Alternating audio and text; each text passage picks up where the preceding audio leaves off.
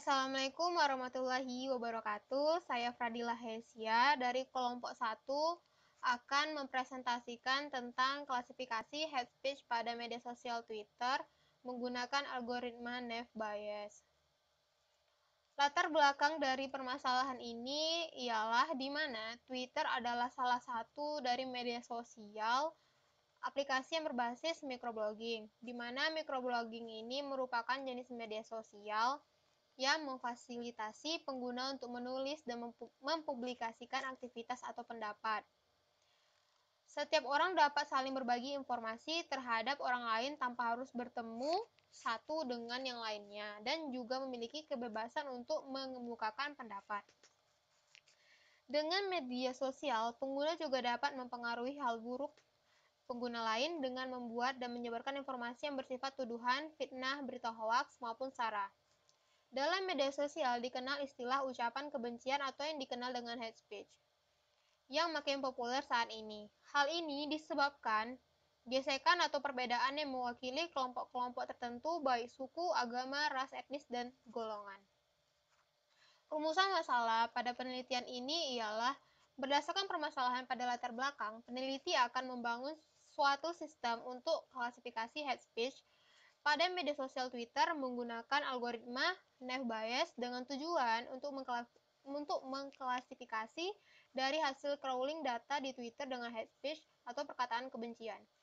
Dengan sistem tersebut, diharapkan dapat bermanfaat untuk mengetahui performa dari algoritma Naive Bayes sebagai pengklasifikasi pengguna media sosial Twitter terkait hate speech dalam tweet pengguna Twitter.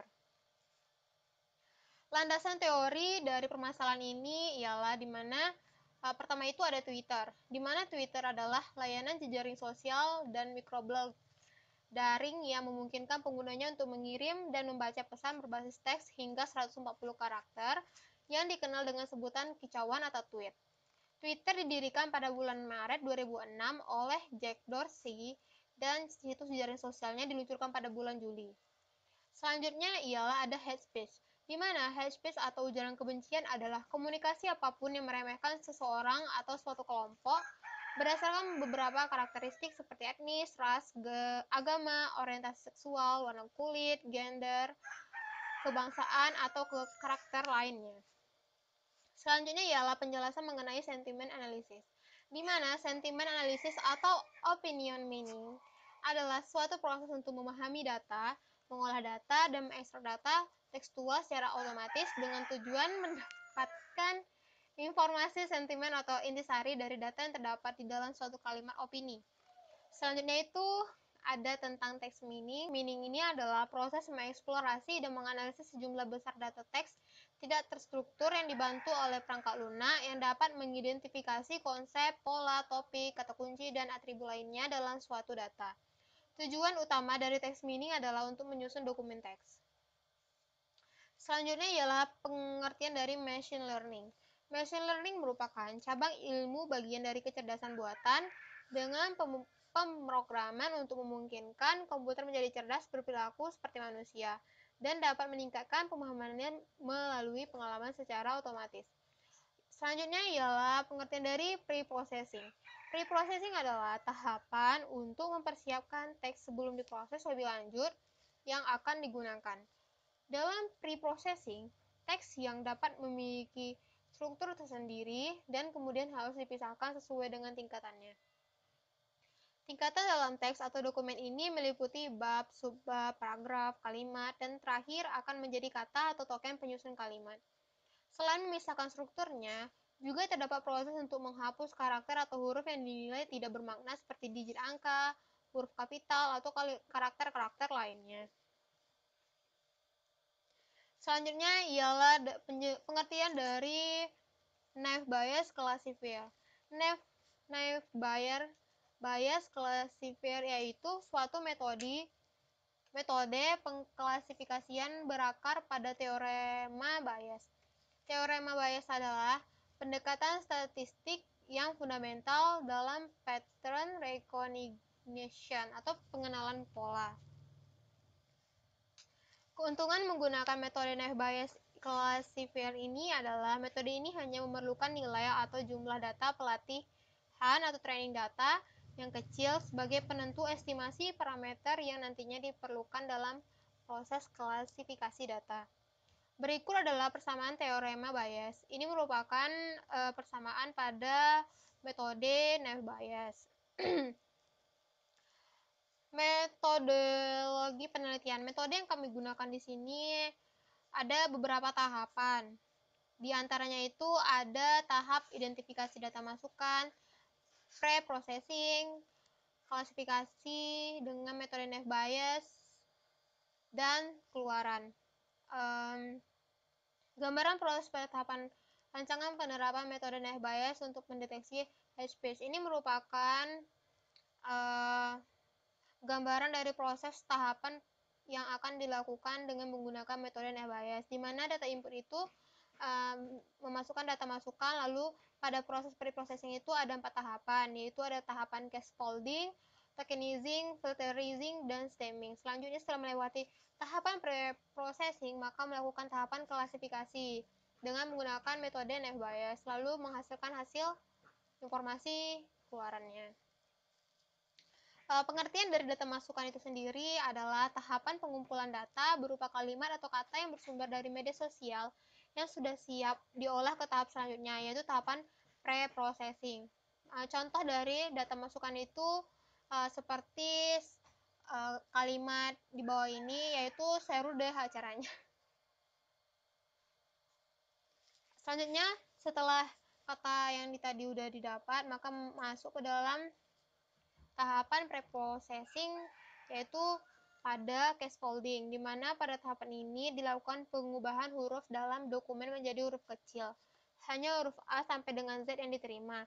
Karakter lain selain huruf dihilangkan dan dianggap sebagai delimiter. Contohnya itu seperti ini. Inputannya itu seru deh acaranya dan ada itu emot. Dan pada scaffoldingnya maka menghasilkan keluaran seru deh acaranya dengan menggunakan penggunaan hurufnya itu kecil dan selain huruf maka dihilangkan dan dianggap sebagai delimiter. Selanjutnya ialah tahapan tokenizing, di mana tahapan tokenizing ini merupakan proses pemotongan string input berdasarkan tiap kata yang menyusunnya serta membedakan karakter-karakter tertentu yang dapat diperlakukan sebagai pemisah kata atau bukan. Tahapan ini dilakukan setelah inputan data uji melewati tahap scaffolding. Contohnya itu, jika diinputkan kalimat inputannya itu kemarin, aku pergi ke Dagas, titik. Terus ketemu sama Ilham, titik. Maka hasil keluaran dari outputnya itu, tanda bacanya itu dihilangkan karena dia melewati tahapan tokenizing. Selanjutnya ialah tahapan stemming, di mana pada tahapan ini dilakukan pembuangan imbuhan kata, misalnya kata bagaimanapun. Maka langkah yang dilakukan stemming dijalankan melanjutkan pengecekan kata bagaimanapun dengan menghilangkan partikel yaitu pun, di mana pun itu merupakan kata imbuhan dan hasilnya akan menghasilkan kata bagaimana. Selanjutnya ialah tahapan filtering atau penghapusan stop words, di mana kata-kata yang terkandung pada daftar stop words yang terdapat pada daftar kata khusus stop words bahasa Indonesia berisi 810 kata-kata yang sering muncul namun tidak memiliki arti. Text processing menggunakan library NLTK atau Natural Language Toolkit yang merupakan Python library yang sangat powerful untuk digunakan dalam pemrosesan human language data. Selanjutnya ialah setelah melewati tahapan tersebut, maka dilakukanlah klasifikasi dengan menggunakan metode Naive Bayes, di mana algoritma Naive Bayes ini merupakan pengklasifikasian dengan menggunakan metode probabilitas, yaitu memprediksi peluang di masa depan berdasarkan pengalaman di masa sebelumnya, sehingga dikenal sebagai teorema Bayes. Akurasi HS labelnya itu 0,84%, lalu akurasi dari abusive labelnya itu 0,77%, dan dari hasil perhitungan menggunakan algoritma Naive Bayes didapatkan hasil positif postingan tersebut mengandung kalimat hate speech.